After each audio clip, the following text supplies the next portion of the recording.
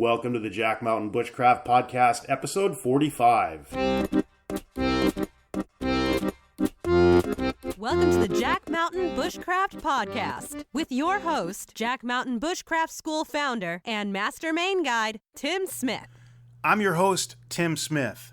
I'm a registered Master Main Guide, and in 1999 I founded the Jack Mountain Bushcraft School. We help people become more skilled, more knowledgeable, more experienced, and more confident outdoors by using traditional skills, a few simple tools, and field-based experience. Whether you're looking to go from city slicker to competent outdoor professional, want to experience a remote expedition, or just want to learn a few new outdoor skills, we've got you covered. You can check out the show notes to this and all of our podcasts at blog.jackmtn.com. When you're there, click on the podcast button. And if you enjoy the show, please leave us a review on iTunes. Lastly, the best way to keep up with our programs and trips is to join our email newsletter, and you can do that at jmbnews.com.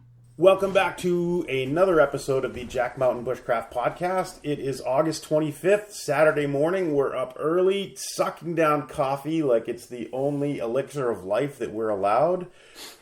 And we're sitting in the library here at the field school. I am joined by Christopher, and I want to introduce Allison Figueroa. Allison is with us for this fall semester, and she'll give her own introduction here in just a second. She is a junior at Boston University taking a semester off. She's a biology major with a concentration in conservation and ecology. So how are we this morning, Allison? Fantastic. How are you?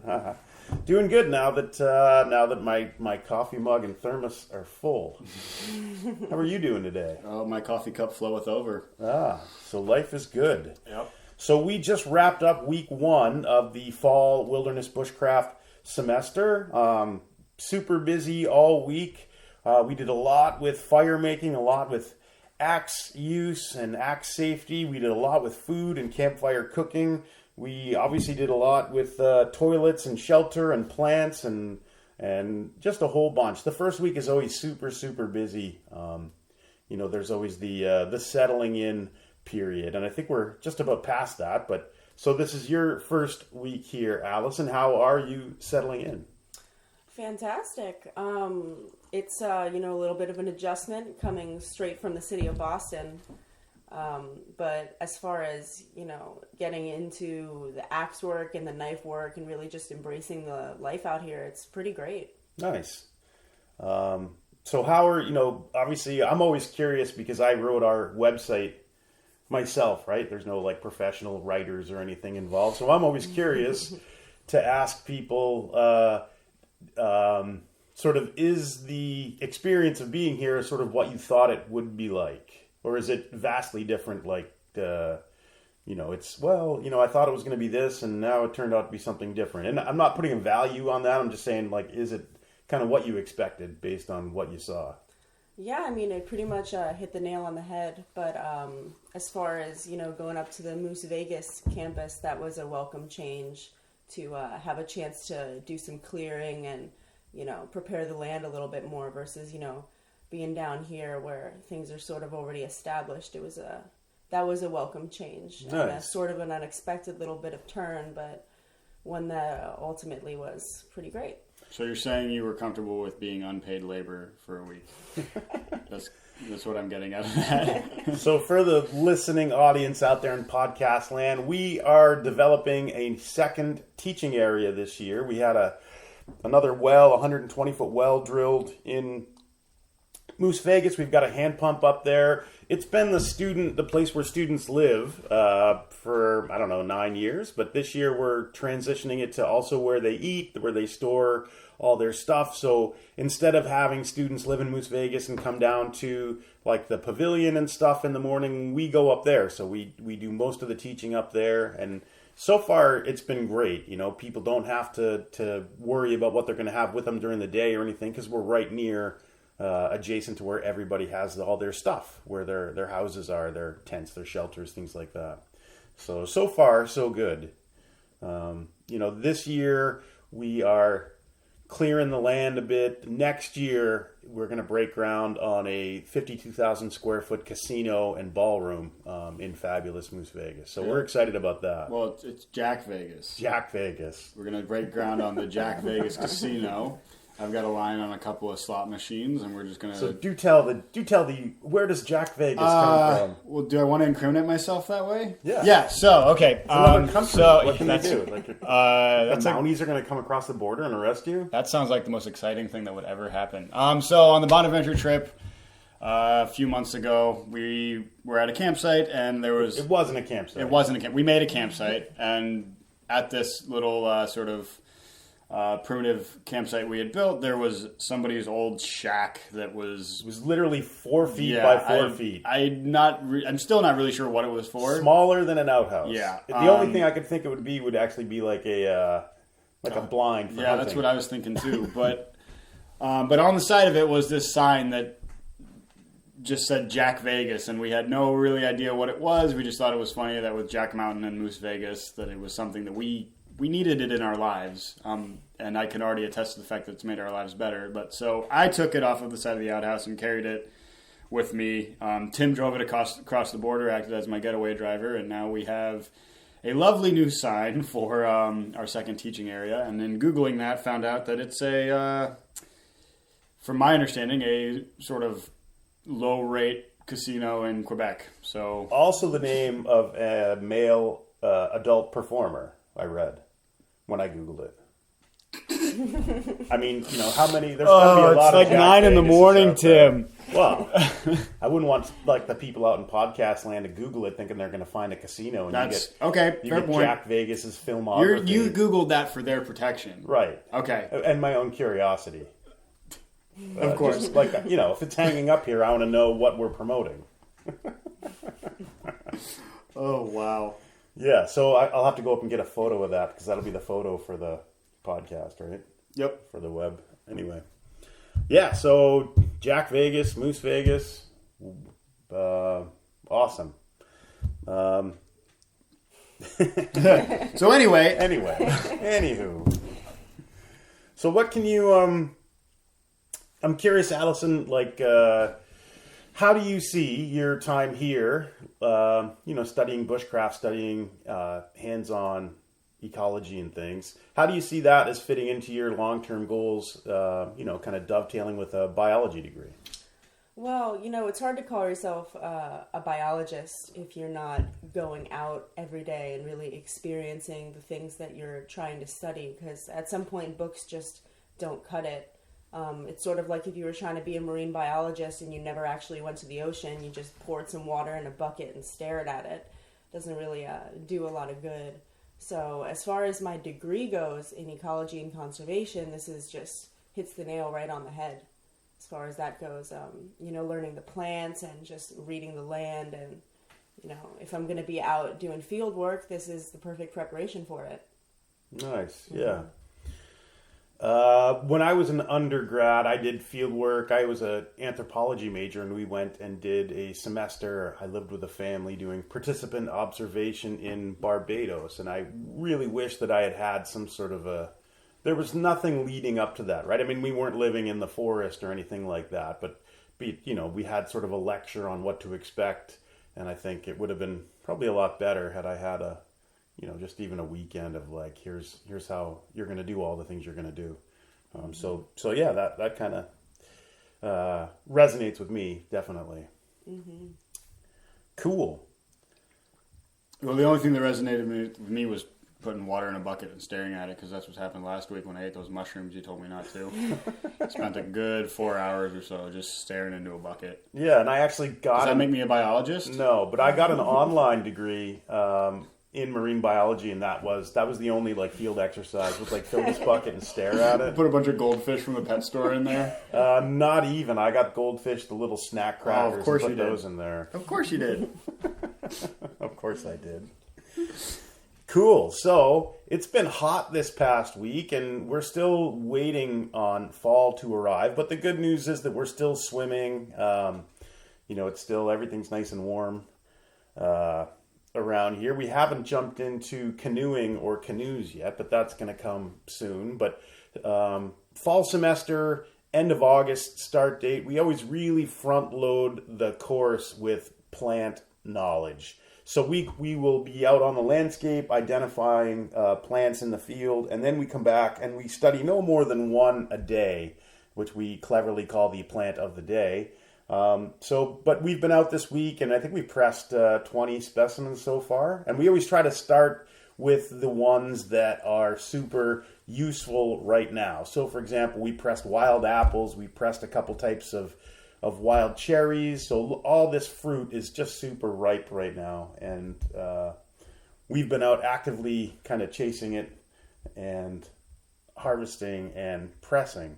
Fall semester always front loaded with plants because in like another month they'll all be gone for the year. We'll still have evergreen trees out and maybe a few leaves, but by the end of September around here, most of the herbaceous plants have gone to sleep for the winter.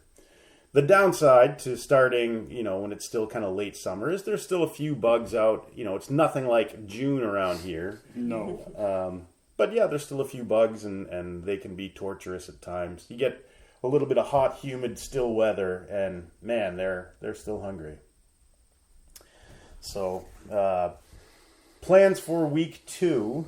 We're going to jump into canoes next week. I'm going to find a bigger bucket to look into. A bucket, like a clear plastic bucket, so you don't have to look down. A huge one.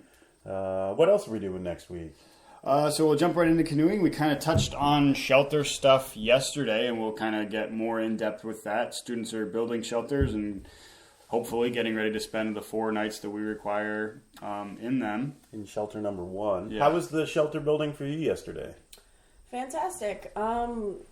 It took me a little bit of time to find the right materials. It's a little labor intensive, but I really enjoyed it. It's good, satisfying work, working with your hands like that, especially after 2 years of staring at books and buckets. So. Yeah, definitely. And there's something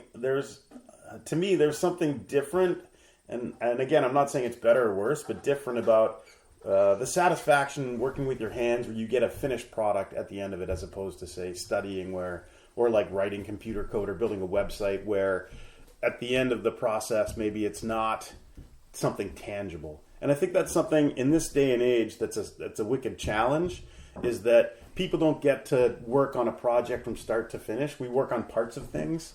And I think that you lose a lot of that sense of satisfaction of like, hey, like when you're done with your shelter, whether it's awesome or whether it's horrifically bad, it's, I built that, I did that, and no one can take that from you. It's not, it's a different experience than, say, if you work online, a big piece of software code and you worked online 90 to 1100. And the total thing is like 50,000 lines. So you had a part or a piece of something. But I do think that there's something to that where I did it myself, with these 2 hands. That's, I think, something that's super cool and should be, especially when you're sleeping in your little shelter, right? You get to lay there and I did that. So it's pretty neat. It's a pretty neat experience. Yeah, that's sort of the cool thing. Like, so the first week is sort of getting everybody up to how stuff works around here, getting them to where they can feed themselves and take care of themselves. But now we're into the stage where people start doing stuff on their own, and I think that's the whole point of the course, right? Like, it would be great if they were up here for 9 weeks and we just told goofy jokes and showed them how to do stuff, but that's not really why people come up here. So yesterday was sort of the first day where we started getting it's like you said, Allison, it's hard. Like, it starts to become physically intensive, and the training wheels are off now, and we're ready to start going. Yeah, I think the semester experience is sort of like an avalanche, right? It starts with a tiny little snowball rolling real slowly, but as it picks up inertia and picks up speed, it takes on a life of itself. And, like everything, you start slow and you get the basics down. And then once the basics are in, you start really driving it. And that's I think where we're at. At the end of week 1, we're ready to really dive in. Cool thing, everybody on this course is super motivated to achieve our in-house journeyman guide certification. So we're going to jump in with the documentation on that with 2 feet starting on Monday. We've mentioned this thing in the past, but it's a standards-based certification.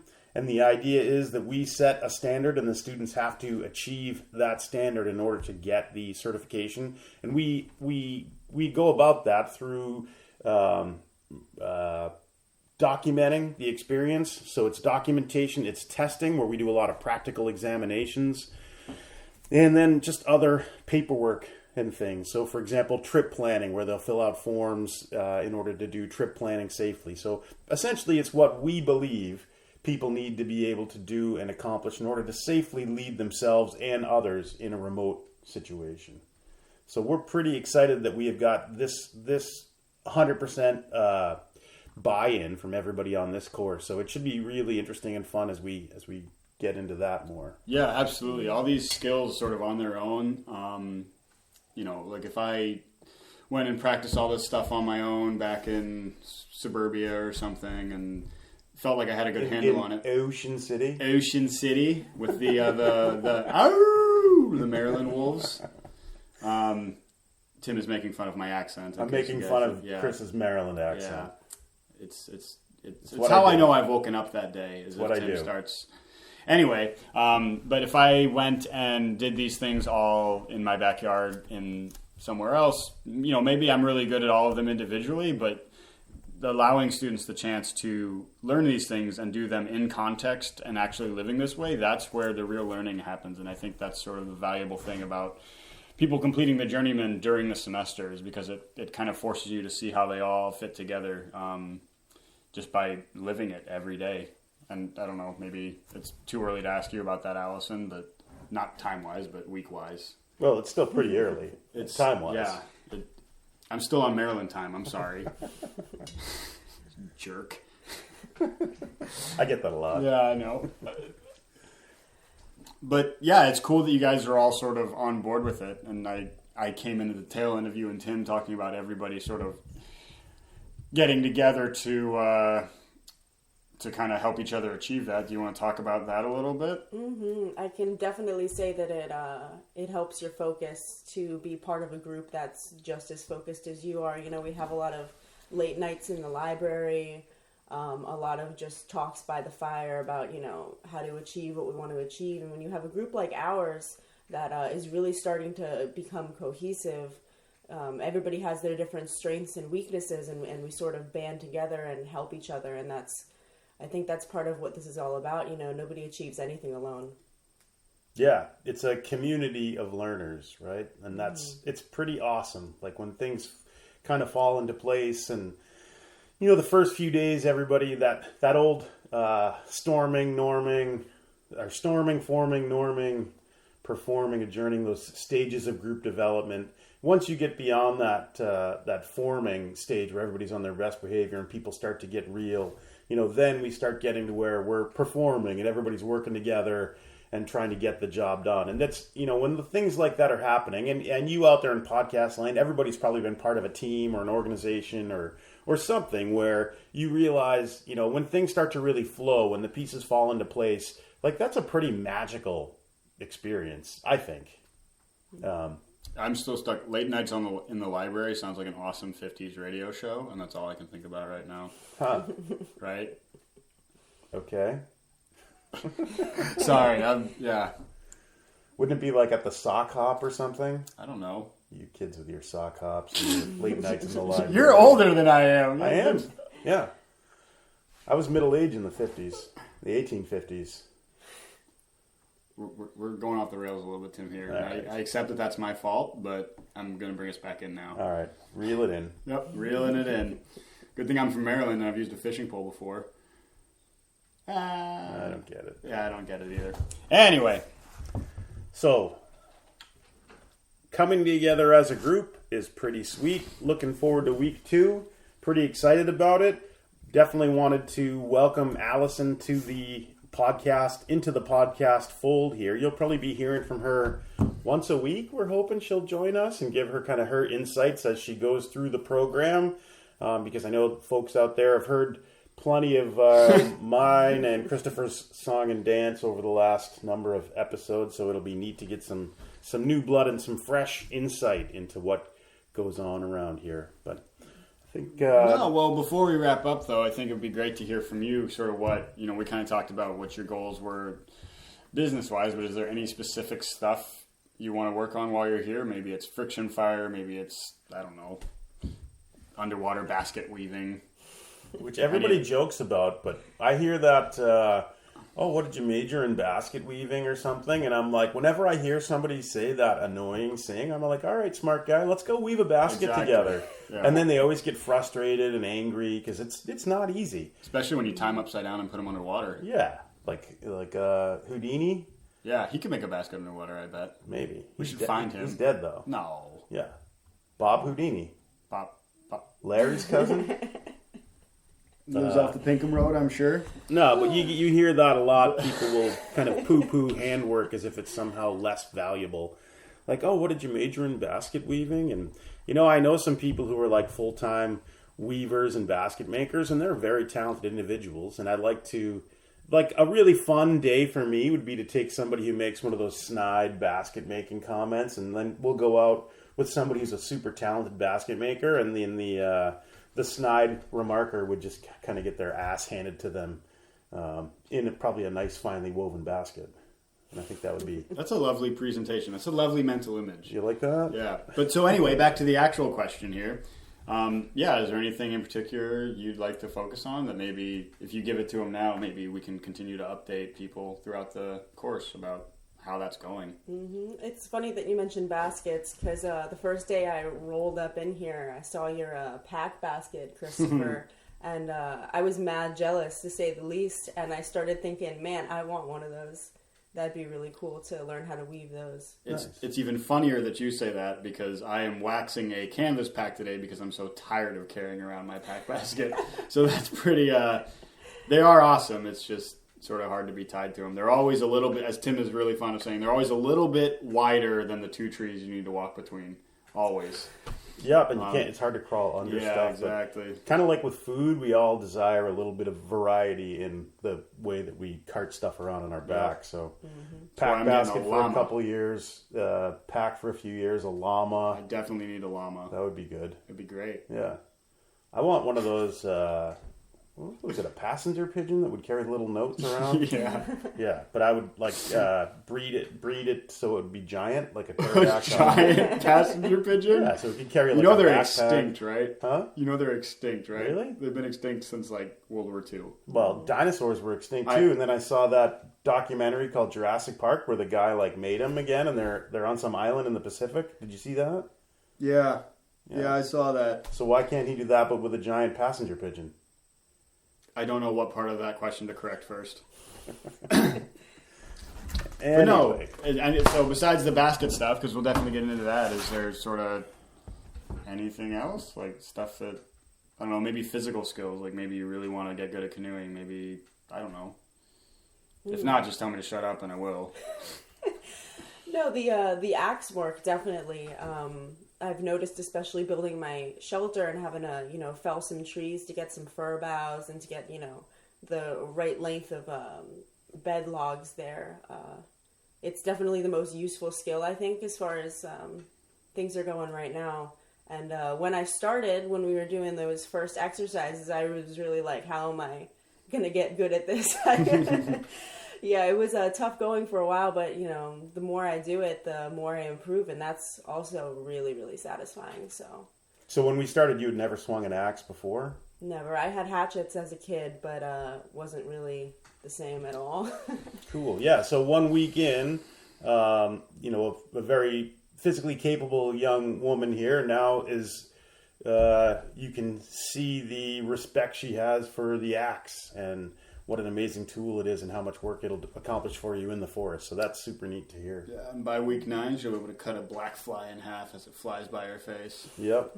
Do we not teach that anymore? Blindfolded. With her hands tied behind her back, axe in her mouth. Right. Am I kicking a dead horse here? Is that what's happening? I think so. Okay, I think it's down. I'll stop. I think it's down.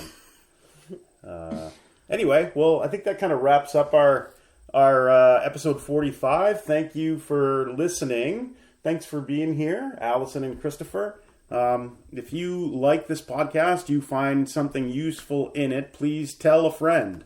and or leave us a review wherever you listen to this. So again, thanks for listening. Hope you guys have a great day. We'll hit you back next week.